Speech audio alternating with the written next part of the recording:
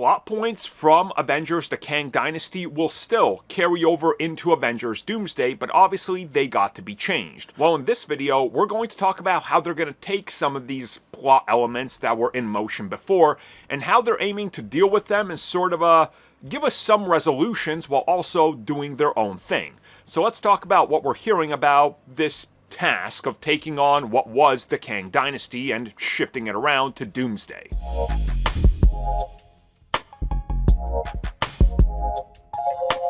So I think most of you know the basics of Avengers the Kang Dynasty, but again, let's just go over what we knew, or knew at one point as they were going into the Kang Dynasty, but then plans changed.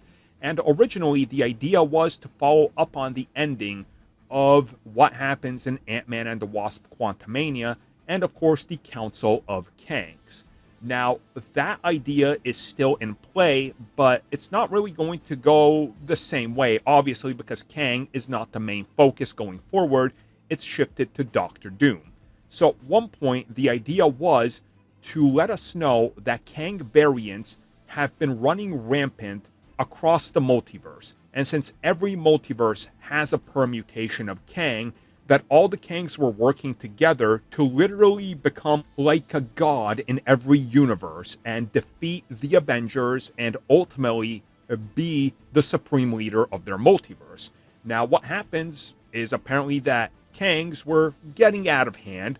Specific Kangs were more ambitious and power hungry, and this caused an internal war. And one Kang above all of them was going to claim victory and be like the Kang among all Kangs. He's the one that assembled the best Avengers that are evil from the multiverse, and he was going to use them to keep everybody in control. This way, if anybody steps out of line, you have to deal with Superior Iron Man, Hydra Cap, the worst version of the Hulk, or the most powerful, Maestro, and things like that. Now, apparently, elements of this will carry over into Avengers Doomsday. So per reports, it seems like that they are definitely going to give us a resolution on the whole Kang Dynasty leftover plot, leftover elements, leftover questions we had, and multiple projects that were set to be involved with the Kang Dynasty directly were changed substantially. We know for a fact that Thunderbolts went through a massive change, where at the end they were going to reveal direct connections to Kang. This was all removed. We know that Ironheart was leaning into it, but reshoots took elements of that out. We even know that other projects that they have lined up, or were lining up at the time, were all told to remove all mentions. So there's been a scramble to remove elements and plot details, but obviously plot elements still remain in motion, like the Council of Kangs. So what apparently they're aiming to do here is resolve the Council of Kangs in a easy way and change some key plot elements to serve Doctor Doom. Now, apparently what's going on is the whole Council of Kang thing will be directly addressed. And from what we're hearing, Doctor Doom is either going to defeat them in the opening act, or they're going to reveal through monologue that he's already been raging a war against all the Kangs, and they didn't see him coming, and he's defeated them off screen. I feel that if you do that one, you better have the best writing and explanation possible. And Doctor Doom needs to come off like no jokes, no quips. He needs to be serious and ruthless and command the screen for this. He can't be Iron Man Robert Downey Jr. He needs to be Doctor Doom ruthless. If they do that, I will accept it. But if they do decide to show it, I think the opening act, you need to show us how he did it. And reportedly, the idea will be to just show us Doom taking on possibly a few of the remaining versions of Kang. Which, if that's how they want to do it, I think that that's fine. Because then it shows us he's already wrecked the rest of them. Now show us Doctor Doom's ultimate power by him just going after these few remaining ones that are more or less trying to fight back Doctor Doom and his forces, which will apparently be a version of a evil team of Avengers, if you will. So per these reports, expect to see Doctor Doom assemble the evil Avengers, but also expect one key plot point from Kang Dynasty to remain exactly the same.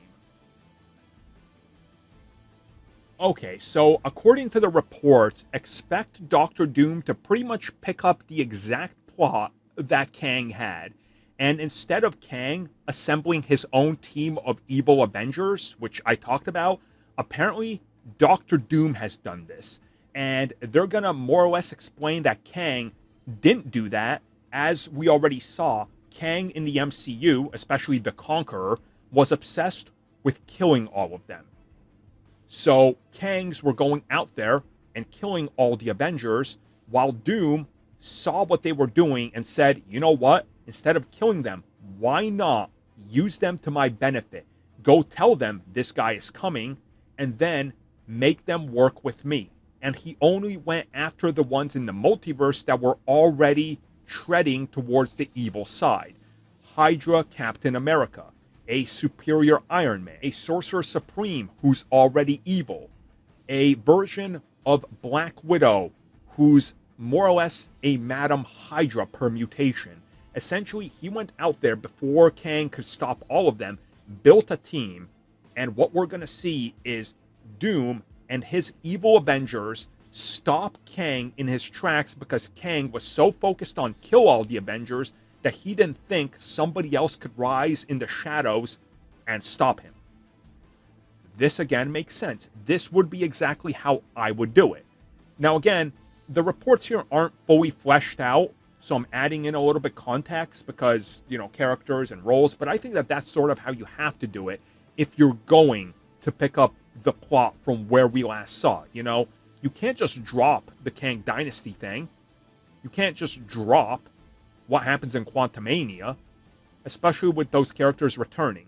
So I think you're definitely looking at them using elements of the old script, the basic outline, and twisting it enough to favor Doctor Doom while giving Kang a send-off so he doesn't just disappear as a loose plot end. And I think that that's honestly a smart way to handle it, and I look forward to how a talented writer is going to be able to take so much and hopefully offload it in a successful way. Thank you for checking out that video, and thank you for your continued support. Feel free to like, share, subscribe, do whatever you will, and if you're so inclined and would like some additional content from us, which includes unfiltered content and bonus discussions, we do offer exclusively in our member section. We hope to see you there. So thank you for watching, and have a good one.